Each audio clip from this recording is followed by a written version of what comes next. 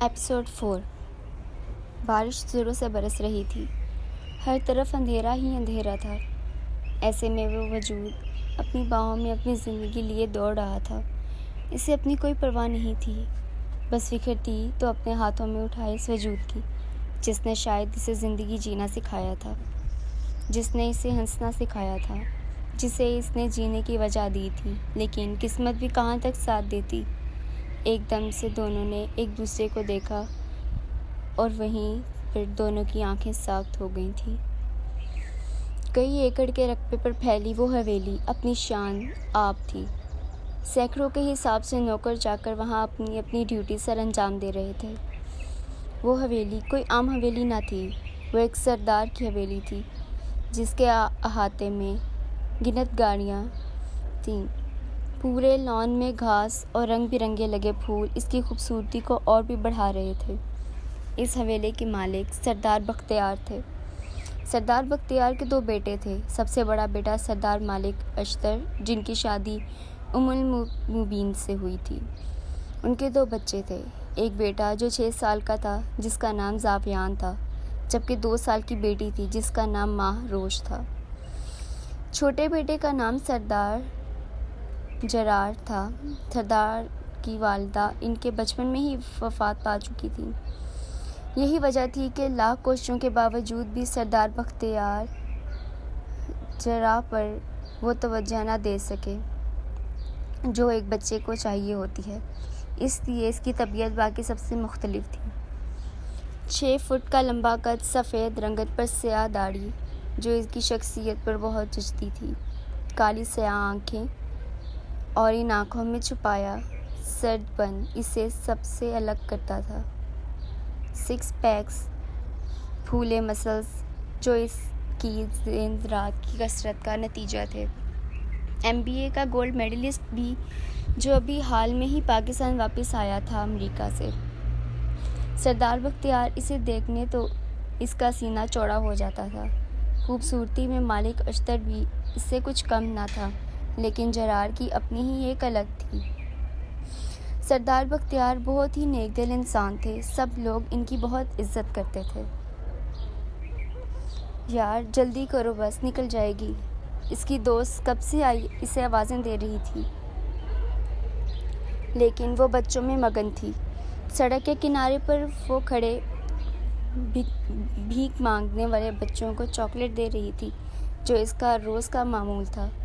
لمبے گھنے بال، سفید رنگت، بڑی بڑی آنکھیں اور ان آنکھوں پر انگنی پلکوں کی چادر، گالوں پر پڑتے ڈمپل جو بات کرتے ہوئے اپنی جھلک دکھا کر غائب ہو جاتے تھے۔ پنک کلر کا فراک پہنے وہ پنک فیری ہی لگ رہی تھی۔ آ رہی ہوں دعا، وہ دوست کو جواب دیتی جلدی سے وہاں آئی جہاں اس کی دوست اس کا ویٹ کر رہی تھی۔ یار جانتی ہو تم کہ میں روز بچوں کے ساتھ تھوڑا ٹائم سپینڈ کرتی ہوں اور چاکلیٹس بھی دیتی ہوں، اور روز وہاں پر کھڑے ہو کر میرا ویٹ کرتے ہیں، تو کیا میں ان کے لیے اتنا بھی نہیں کر سکتی؟ کیا پہلے کبھی ایسا ہوا ہے کہ تم کبھی لیٹ یوں نہیں پہنچتی ہو، ہر وقت جلدی میں ہوتی ہو؟ وہ دعا سے ناراض ہوتے بولی۔ اوہ سوری میری جان، میری عادت کا بھی تمہیں پتہ ہے، نہ بولتی رہتی ہوں ایسے ہی، پلیز ناراض مت ہوا کرو۔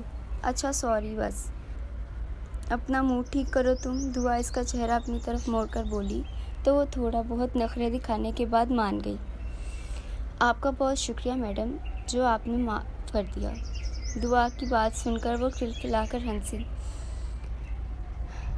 مدرار آج اس کی اسائنمنٹ کی تیاری کیسی ہے؟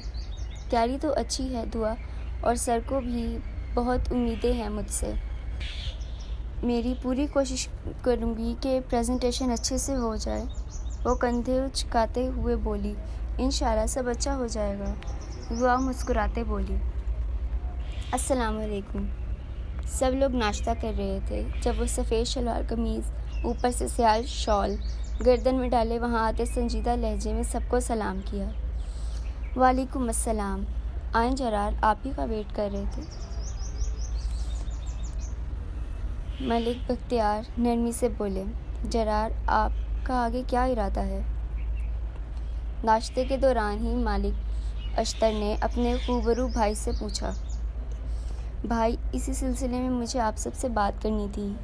دراصل میں جاب کرنا چاہتا ہوں، اسی سلسلے میں کل لاہور جا رہا ہوں میں۔ وہ اسی سنجیدگی سے بولا جو اس کی طبیعت کا خاصہ تھی۔ لیکن جرار، آپ کو جاب کرنے کی کیا ضرورت ہے؟ ہمارا اپنا بزنس ہے، وہ آپ دونوں بھائیوں نے ہی تو سنبھالنا ہے، آپ کو دھکے کھانے کی کیا ضرورت؟ بختیار صاحب کو اس کا فیصلہ کچھ خاص پسند نہیں آیا۔ بابا، میں جانتا ہوں کہ سب ہمیں ہی دیکھنا ہے، لیکن میں فی الحال کی بات کر رہا ہوں۔ مجھے بزنس کا کوئی خاص ایکسپیرینس نہیں ہے، اس لیے میں جاب کرنا چاہتا ہوں۔ اور دوسرا، وہ کمپنی کوئی چھوٹی موٹی کمپنی نہیں ہے، بہت بڑی کمپنی ہے۔ میں اپنے بلبوتے پر کچھ کرنا چاہتا ہوں۔ وہ تحمل سے بولا، جرار، تجربہ آپ اپنی کمپنی میں کام کر کے بھی حاصل کر سکتے ہیں، اس کے لیے کہیں اور دھکے کھانے کی کیا ضرورت؟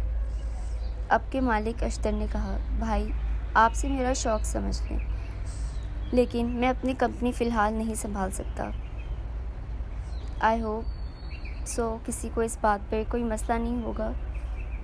وہ سب کو ایک نظر سے دیکھتے بولا۔ بختیار صاحب جانتے تھے کہ وہ ضد کا بہت پکا ہے، اسے نہ چاہتے ہوئے بھی انہیں راضی ہونا پڑا تھا۔ جیسے آپ کی مرضی جرار، جو آپ چاہتے ہیں، جیسا چاہتے ہیں وہی ہوگا۔ بہت شکریہ بابا جان۔ وہ زاویان اور ماں روش کو پیار کرتے باہر نکل گیا تھا۔ وہ ایسا ہی تھا، اپنی کرنے والا۔ وہ تیزی سے اپنی گاڑی سے نکلا اور سامنے کی جانب بھاگا، جہاں اس کا بھائی سکون کی نیند سو رہا تھا۔ پولیس کی ساری نفری وہاں موجود تھی، میڈیا بھی مکھیوں کی طرح وہاں بنبنا رہی تھی۔ کس نے کیا یہ سب؟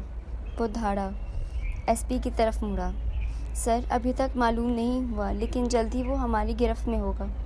ایس پی کی بات سن کر وہ آپے سے باہر ہو گیا تھا۔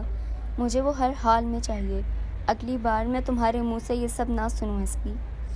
وہ پولیس والے کا گریبان پکڑتے بولا، جی سر، ہم جلد ہی آپ کو انفارم کریں گے۔ پولیس والے نے کالر سیٹ کرتے کہا۔ وہ لال انگارہ نظروں سے سب کو دیکھتا جا کر اپنی گاڑی میں بیٹھا۔ پیچھے ہی ایمبولینس میں اس کے بھائی کو لایا جا رہا تھا۔ السلام علیکم امی۔ اس نے گھر میں داخل ہوتے اپنی امی کو سلام کیا، جو اس کی کل دنیا تھی۔ اس کی امی کی بھی کل کائنات مدر آرا ہی تھی۔ وعلیکم السلام میری جان، کیسا رہا آج کا دن؟ وہ ہر روز اس کے دن کی روٹین پوچھتی تھیں۔ امی، بہت اچھا رہا، انفیکٹ سب سے اچھا۔ سر اتنا خوش ہو رہے تھے مجھ سے کیونکہ پریزنٹیشن میں نے ہی تیار کی تھی۔ وہ خوش ہو کر اسے بتاتے بولی، ماشاءاللہ، یہ تو بہت اچھی بات ہے، اور میری بیٹی ہے ہی اتنی لائق۔ وہ اس کا ماتھا چومتے بولی، جلدی آ جاؤ، فریش ہو جاؤ، تب تک کھانا لگاتی ہوں۔ وہ اس کا گال تھپتھپاتے اٹھ گئیں، جبکہ وہ بھی خوش ہوتی فریش ہونے چلی گئی۔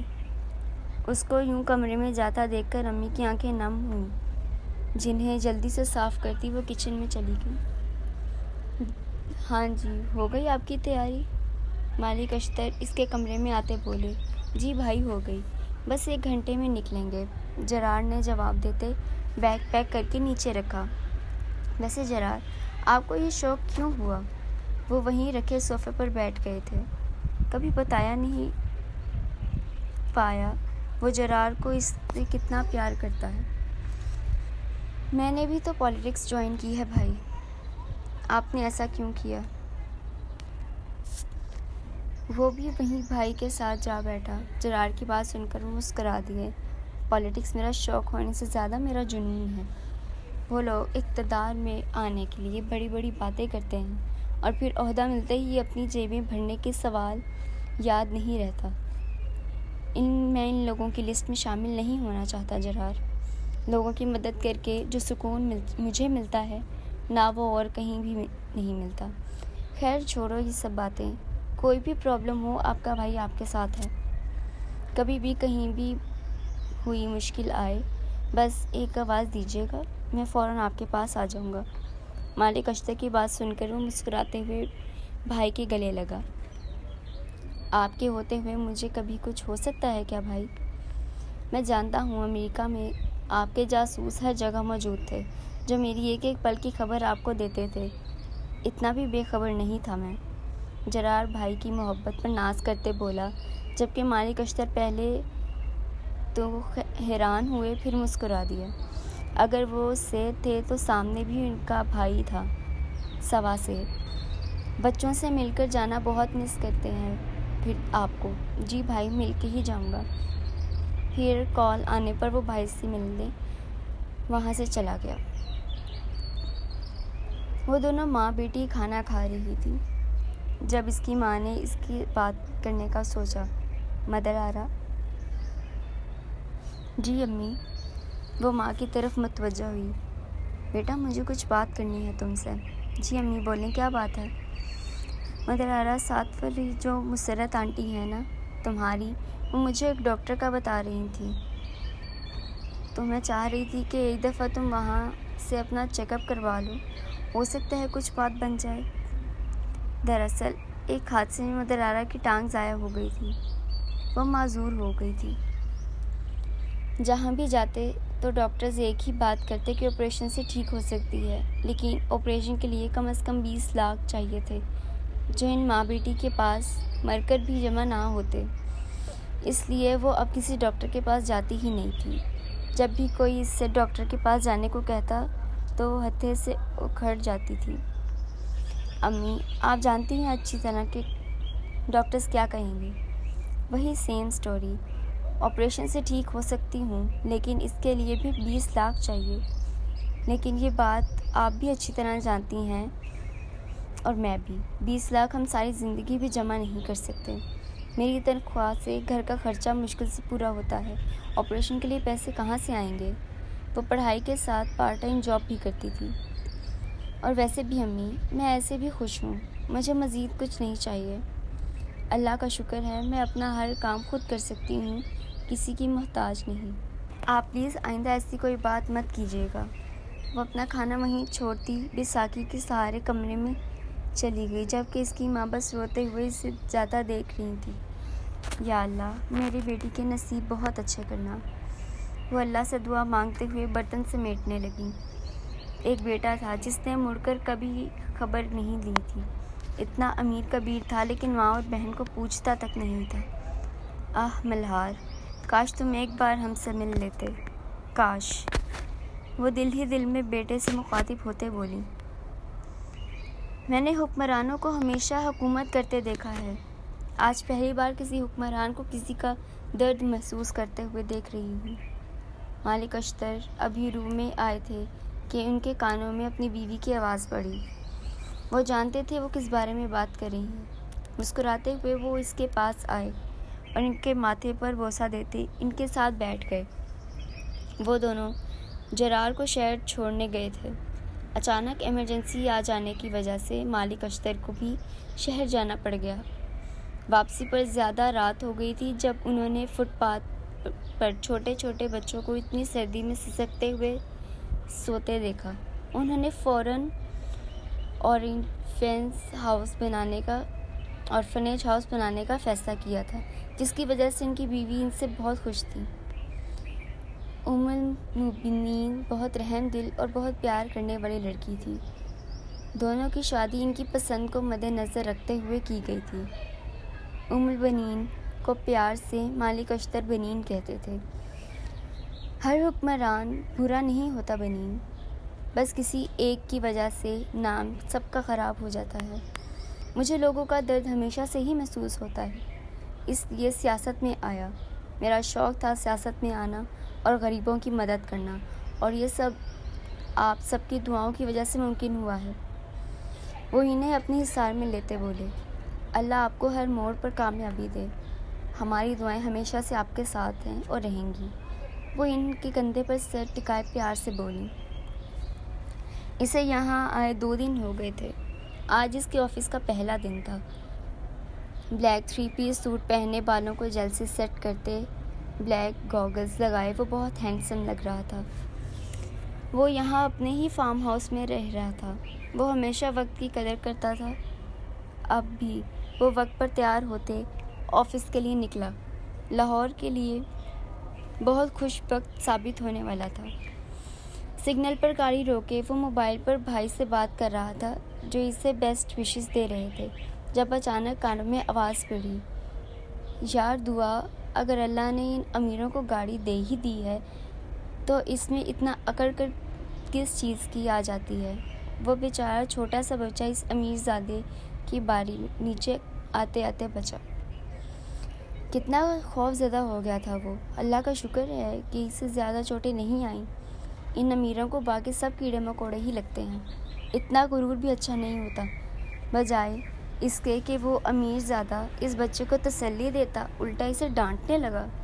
مدر آرا کا بس نہیں چل رہا تھا کہ وہ جا کر اس بندے کا کچھ کر ہی دیتی۔ چھوڑو نا مدر آرا یار، ہم لوگ بھی کیا کر سکتے ہیں؟ ان امیروں سے پنگا لینا ویسے بھی ٹھیک نہیں۔ بس اللہ ان لوگوں کو ہدایت دے۔ دعا اسے ریلیکس کرتے بولی، غصے سے لال ہو رہی تھی۔ یہ لوگ کیوں بھول جاتے ہیں کہ دعا کہ آج اگر ان کے پاس دولت ہے تو کل اللہ ان سے سب واپس بھی لے سکتا ہے، لیکن یہ لوگ تو زمینی خدا بن بیٹھے ہیں۔ بھلے کیوں ان کی گاڑیوں کے نیچے کچلا جائے یا پھر زندگی بھر کے لیے معذور ہو جائے۔ وہ تلخی سے اپنی ٹانگ کو دیکھتے بولی، یہ بھی تو کسی ایسے ہی امیر زادے کی وجہ سے ہوا تھا جہاں وہ معذور ہوئی، اور اس کے بابا بھی اس ایکسیڈنٹ میں فوت ہو گئے تھے۔ جرار کی اب نظر پڑی تھی اس کی ٹانگ پر۔ اسے اس لڑکی کی تکلیف اپنی تکلیف محسوس ہوئی تھی۔ اچانک سگنل کھلنے پر اسے گاڑی وہاں سے نکالنا پڑی، لیکن یہ تو طے تھا کہ اس نے مدر آرا سے دوبارہ لازمی ملنا تھا۔ امیر لوگوں کو لے کر جو اس کے دل میں نفرت تھی، اسے بالکل اچھی نہ لگی۔